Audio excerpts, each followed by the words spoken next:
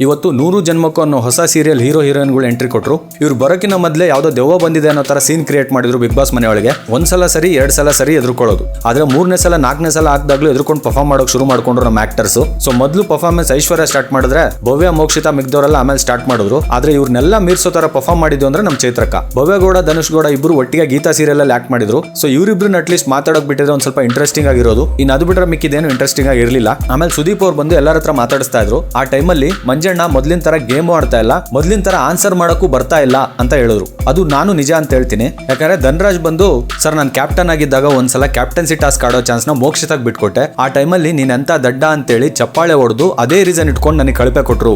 ಆದ್ರೆ ಮೊನ್ನೆ ಟಾಸ್ಕ್ ಅಲ್ಲಿ ತ್ರಿವಿಕ್ರಮ್ ಅವರೇ ನಾಮಿನೇಟ್ ಮಾಡ್ಕೊಂಡ್ರೆ ಚಪ್ಪಾಳೆ ಹೊಡೆದು ಅದೇ ರೀಸನ್ ಹೇಳಿ ಉತ್ತಮ ಕೊಟ್ಟಿದ್ದಾರೆ. ಒಂದೊಂದ್ಸಲ ಒಂದೊಂದು ಮಾತಾಡ್ತಾರೆ ಮಂಜಣ್ಣ ಅಂತಂದ್ರು. ಅವಾಗ ಮಂಜುಗೆ ಡಿಫೆಂಡ್ ಮಾಡಕ್ಕೆ ಬರಲಿಲ್ಲ. ಅದೇ ಫಸ್ಟ್ ಆಡ್ತಾ ಇದ್ರಲ್ಲ ಆ ಮಂಜಣ್ಣ ಆಗಿದ್ರೆ ನೀನ್ ಕ್ಯಾಪ್ಟನ್ ಆಗಿದ್ದಾಗ ಇನ್ನೊಂದ್ಸಲ ಕ್ಯಾಪ್ಟನ್ ಆಗ್ಬಾರ್ದು ಅಂತ ಮೋಕ್ಷಿತಾಗ್ ಬಿಟ್ಕೊಟ್ಟೆ ನೀನು. ಅವಾಗ ನೀನೇ ಆಡಿದ್ರು ಯಾರಿಗೂ ಏನು ಪ್ರಾಬ್ಲಮ್ ಆಗ್ತಾ ಇರಲಿಲ್ಲ, ಟೀಮ್ಗೂ ಪ್ರಾಬ್ಲಮ್ ಆಗ್ತಾ ಇರಲಿಲ್ಲ. ಅದು ಆಕ್ಚುಲಿ ನಿನಗೆ ಬಂದಿದ್ದ ಚಾನ್ಸು. ಆದ್ರೆ ಇಲ್ಲಿ ತ್ರಿವಿಕ್ರಮ್ ಇದ್ದಿದ್ದ ಸಿಚುವೇಶನ್ ಬೇರೆ.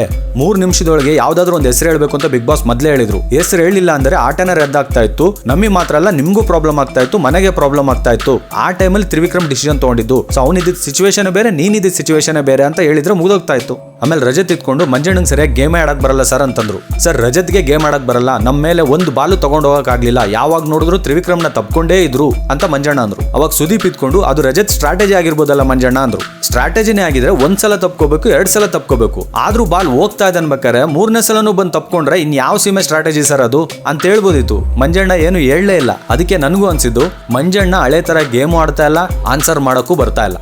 ಆಮೇಲೆ ಸುದೀಪ್ ಅವರು ಐಶ್ವರ್ಯ ನೀನು ಅವತ್ತು ನಾನು ವಿಡಿಯೋ ತೋರಿಸಿದಾಗ್ಲೇ ಯಾಕೆ ಮಾತಾಡ್ಲಿಲ್ಲ ಅಂತ ಕೇಳಿದ್ರು. ಐಶ್ವರ್ಯ ಅವತ್ತು ಮಾತಾಡೋಕ್ ಚಾನ್ಸೇ ಇರ್ಲಿಲ್ಲ. ಯಾಕಂದ್ರೆ ಅವತ್ತೇನಾದ್ರೂ ಐಶ್ವರ್ಯ ಇದು ಹೇಳಿದ್ದು ಚೈತ್ರಕ್ಕ ಸರ್ ಅಂತ ಹೇಳ್ಬಿಟ್ಟಿದ್ರೆ ಚೈತ್ರಕ್ಕ ಅವತ್ತೇ ಇರೋ ಬರೋದೆಲ್ಲ ಬಾಯ್ಬಿಟ್ಟಿರೋರು. ಅದಕ್ಕೆ ಅವರು ಅವತ್ತು ಹೇಳಿಲ್ಲ. ಐಶ್ವರ್ಯ ಏನ್ ಅನ್ಕೊಂಡ್ರು 2-3 ದಿವಸ ಆದ್ಮೇಲೆ ಮರ್ತೋಗ್ಬಿಡ್ತಾರೆ ಅಂತ ಅನ್ಕೊಂಡ್ರು. ಆದ್ರೆ ಅದು ಡ್ರ್ಯಾಗ್ ಆಗ್ತಾ ಬಂತು. ಯಾವಾಗ ಐಶ್ವರ್ಯಗೆ ಇದು ಡ್ರ್ಯಾಗ್ ಆಗ್ತಾ ಇದೆ ಅಂತ ಗೊತ್ತಾಯ್ತು, ತಡ್ಕೊಳಕ್ ಆಗ್ದಲೆ ಹೋಗ್ಬಿಟ್ಟು ಕನ್ಫೆಷನ್ ರೂಮ್ ಅಲ್ಲಿ ಎಲ್ಲ ಹೇಳ್ಬಿಟ್ರು. ಇನ್ನು ಇವತ್ತು ಚೈತ್ರಕ್ಕಂಗೆ ಸುದೀಪ್ ಅವ್ರು ಅಷ್ಟೊಂದು ಯಾಕೆ ಬೈದ್ರು ಅಂತಾನೆ ಅರ್ಥ ಆಗಿಲ್ಲ ನನಗೆ. ಉಸ್ತುವಾರಿ ಈಗ್ಲೂ ಅಲ್ಲ, ಲಾಸ್ಟ್ ಟೈಮು ಮಾಡಿದ್ರು, ಲಾಸ್ಟ್ ಟೈಮು ಜಗಳ ಆಡಿದ್ರು, ಅದರಿಂದ ಜಗಳ ಆಡಿದ್ರು. ಯಾರು ಟೀಮ್ಗೆ ಹೋಗ್ತಾರೋ ಆ ಟೀಮ್ ಅವ್ರನ್ನ ಸಪೋರ್ಟ್ ಮಾಡ್ತಲೇ ಇದ್ದಾರೆ. ರಜತ್ ಒಂದ್ಸಲ ಸಪೋರ್ಟ್ ಮಾಡಿದ್ರು. ನಾನೊಂದು ರಿವ್ಯೂ ಅಲ್ಲೂ ಹೇಳಿದೀನಿ ಚೈತ್ರಕ್ಕನ್ ಉಸ್ತುವಾರಿನ ಅಸ್ತ್ರವಾಗಿ ಬಳಸ್ಕೋತಾ ಇದಾರೆ ಅಂತ. ಇವತ್ತು ಸುದೀಪ್ ಅವರು ಚೈತ್ರಕ್ಕನ್ ಬೈದಿದ್ರಲ್ಲಿ ಅರ್ಥನೇ ಇರ್ಲಿಲ್ಲ ಅನ್ನೋದು ನನ್ನ ಅಭಿಪ್ರಾಯ.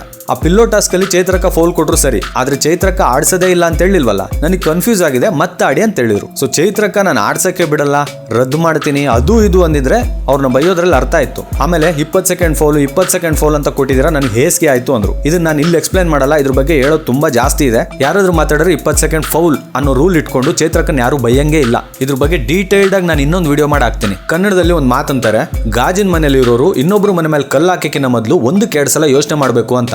ಇವತ್ತು ಗಾಜಿನ ಮನೇಲಿರೋ ಐಶ್ವರ್ಯ ಚೈತ್ರ ಮನೆ ಮೇಲೆ ಕಲ್ಲಾಕಿದ್ದಾರೆ. ಚೈತ್ರ ಈಗ ಅದೇ ಕಲ್ಲೆತ್ಕೊಂಡು ಮೋಕ್ಷಿತಾ ಮತ್ತೆ ಐಶ್ವರ್ಯ ಮನೆ ಮೇಲೆ ಕಲ್ಲಾಕಿದ್ದಾರೆ. ಟಾರ್ಗೆಟ್ ನಾಮಿನೇಷನ್ ಮಾಡಬೇಕು ಅಂತ ಐಶ್ವರ್ಯ ಹೇಳಿದ್ದು ವಿಡಿಯೋದಲ್ಲಿತ್ತು, ಎಲ್ಲರಿಗೂ ಗೊತ್ತಾಗೋಯ್ತು. ಆದ್ರೆ ಐಶ್ವರ್ಯ ಚೈತ್ರಕ್ಕ ಇದು ನನಗೆ ಹೇಳಿದ್ರು ಅನ್ನೋದು ಚೇಂಜಿಂಗ್ ರೂಮ್ ಅಲ್ಲಿ ಕ್ಯಾಮ್ರಾನೇ ಇರ್ಲಿಲ್ಲ. ಈಗ ಮೋಕ್ಷಿತಾನು ಚೈತ್ರಕ್ಕ ಹೇಳಿದ್ರು ಅಂತ ಹೇಳಿದ್ರು, ಅದಕ್ಕೂ ಸಾಕ್ಷಿ ಇಲ್ಲ. ಗೌತಮಿನ ನಾಮಿನೇಟ್ ಮಾಡಿ ಹೊರಗೆ ಹಾಕಿದ್ರೆ ಮಂಜಣ್ಣ ವೀಕ್ ಆಗ್ತಾರೆ ಅಂತ ಮೋಕ್ಷಿತಾ ಹೇಳಿದ್ರು ಅಂತ ಚೈತ್ರಕ್ಕ ಹೇಳಿದ್ರು. ಇದು ಚೇಂಜಿಂಗ್ ರೂಮ್ ಅಲ್ಲೇ ಮೋಕ್ಷಿತಾ ಹೇಳಿದ್ರು ಅಂತ ಹೇಳಿದ್ರು. ಅಲ್ಲಿ ಕ್ಯಾಮ್ರಾ ಇಲ್ಲ. ಭವ್ಯ ಮತ್ತೆ ತ್ರಿವಿಕ್ರಮ್ ಬಗ್ಗೆ ಏನೇನೋ ಹೇಳಿ ನನ್ನ ತಲೆಯಲ್ಲಿ ತುಂಬಿದ್ದು ಐಶ್ವರ್ಯ ಅಂತ ಚೈತ್ರಕ್ಕ ಹೇಳಿದ್ರು. ಅದು ಹೇಳಿದ್ದಲ್ಲಿ ಚೇಂಜಿಂಗ್ ರೂಮ್ ಅಲ್ಲಿ. ಈಗ ಐಶ್ವರ್ಯ ಹೇಳಿದ್ ನಂಬಬೇಕು ಅಂದ್ರೆ ಚೈತ್ರಕ್ಕ ಹೇಳಿದ್ದು ನಂಬಲೇಬೇಕು. ಯಾಕಂದ್ರೆ ನೀವು ಹಳೆ ಎಪಿಸೋಡ್ಗಳು ತೆಗೆದು ನೋಡಿ, ಐಶ್ವರ್ಯ ಶಿಶಿರ್ ಮೋಕ್ಷಿತಾ ಕೂತ್ಕೊಂಡು ಮಾತಾಡ್ತಾ ಇದ್ರೆ ಯಾವಾಗ್ಲೂ ಬೇರೆಯವ್ರ ಬಗ್ಗೆನೇ ಮಾತಾಡ್ತಿರ್ತಾರೆ. ಸೊ ಹಂಗಾಗಿ ಜನಕ್ಕೆ ಏನ್ ಅನ್ಸುತ್ತೆ ಅಂದ್ರೆ ಮೇ ಬಿ ಮಾತಾಡಿರ್ಬೋದೇನೋ, ಚೈತ್ರಕ್ಕ ಹೇಳಿದ್ ನಿಜನೇನೋ ಅನ್ನೋದು ಬಂದ್ಬಿಡುತ್ತೆ. ಐಶ್ವರ್ಯನು ಚೈತ್ರಕ್ಕನ ಹತ್ರ ಸಿಕ್ಕಾಬಟ್ಟೆ ಮಾತಾಡಿದ್ದಾರೆ, ಚೈತ್ರಕ್ಕನು ಐಶ್ವರ್ಯ ಮೋಕ್ಷಿತ ಹತ್ರ ಸಿಕ್ಕಾಬಟ್ಟೆ ಅವ್ರ ಬಗ್ಗೆ ಮಾತಾಡಿದ್ದಾರೆ. ಸೊ ನೀನ್ ಅದೇ ಹೇಳ್ತೀಯಾ, ನಾನು ಇದು ಹೇಳ್ತೀನಿ ಅಂತ ಹೇಳಿದ್ದಾರೆ. ಈಗ ಅದಕ್ಕೆ ನಾನು ಹೇಳಿದ್ದು. ಸೊ ಇಬ್ರು ಗಾಜಿನ ಮನೇಲಿ ಇದ್ದಾರೆ, ಅವ್ರ ಮನೆ ಮೇಲೆ ಇವ್ರು ಕಲ್ಲಾಕಿದ್ರು, ಇವ್ರ ಮನೆ ಮೇಲೆ ಅವ್ರು ಕಲ್ಲಾಕಿದ್ರು. ಇನ್ನು ಡಿಸ್ಕಸ್ ಮಾಡ್ಲೇಬೇಕು ಅಂತ ವಿಷಯಗಳು ಯಾವ್ದು ಇರ್ಲಿಲ್ಲ ಎಪಿಸೋಡ್ ಅಲ್ಲಿ. ಇನ್ನು ಯಾರಾದ್ರೂ ಮಾತಾಡ್ರೆ 10 ಸೆಕೆಂಡ್ 20 ಸೆಕೆಂಡ್ ಫೋಲ್ ಕೊಡ್ತೀನಿ ಅನ್ನೋದ್ರ ಬಗ್ಗೆ ಇವತ್ತೇ ಬೇಗ ವಿಡಿಯೋ ಮಾಡಿ ಹಾಕ್ತೀನಿ. ಸೊ ಇವತ್ತಿನ ಎಪಿಸೋಡ್ ಬಗ್ಗೆ ನಿಮ್ಗೆ ಏನ್ ಅನ್ನಿಸ್ತು ಅಂತ ಕಮೆಂಟ್ ಅಲ್ಲಿ ಬರ್ದು ತಿಳಿಸಿ. ಈ ರಿವ್ಯೂ ಇಷ್ಟ ಆಗಿದ್ರೆ ಥ್ಯಾಂಕ್ಸ್ ಬಟನ್ ಪ್ರೆಸ್ ಮಾಡಿ ದಯವಿಟ್ಟು ಸಪೋರ್ಟ್ ಮಾಡಿ. ವಿಡಿಯೋನ ಲೈಕ್ ಮಾಡಿ, ಶೇರ್ ಮಾಡಿ, ನಮ್ಮ ಚಾನಲ್ನ ಸಬ್ಸ್ಕ್ರೈಬ್ ಮಾಡಿ.